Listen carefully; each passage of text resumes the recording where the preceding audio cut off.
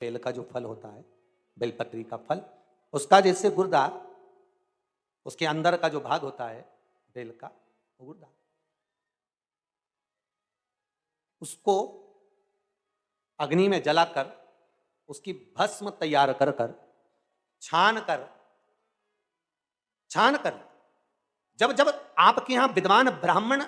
शिव जी का अभिषेक कराते हैं, पूजन कराते हैं, तो उसमें लिखते हैं पूजन के साहित्य में बेलपत्री, धतूरा, दुर्वा, ये उसमें नीचे लिखेंगे भस्म।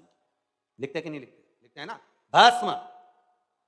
अभिषेक में चाहिए रहती। तब उस भस्म का थोड़ा सा भी भाग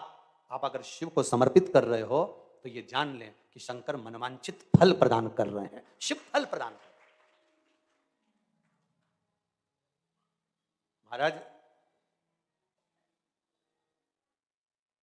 बेलपत्री के वृक्ष के नीचे बैठकर हाथ में एक बेलपत्र का पत्ता रखकर आप पंचाक्षर मंत्र नमः शिवाय, ओम नमः शिवाय, या श्री शिवाय नमस्तुभ्यम,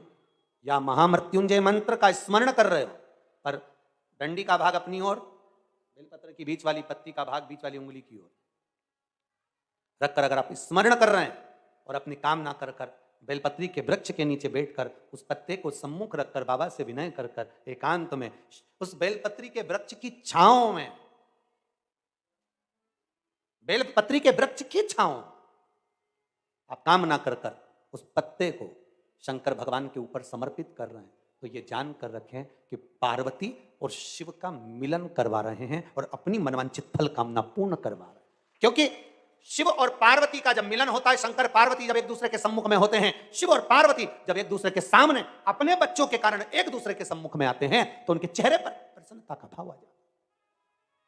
तो फल, मनवांछित फल की कामना आप जिस कामना के लिए कर रहे हैं, विवाह के लिए, नौकरी के लिए, सर्विस के लिए, व्यापार के लिए, रोग मुक्ति के लिए, आप जिस कामना से कर रहे हैं, बस उससे कह कर कभी सोमवार का दिन हो, क्योंकि शंकर जी को सोम प्रिय है,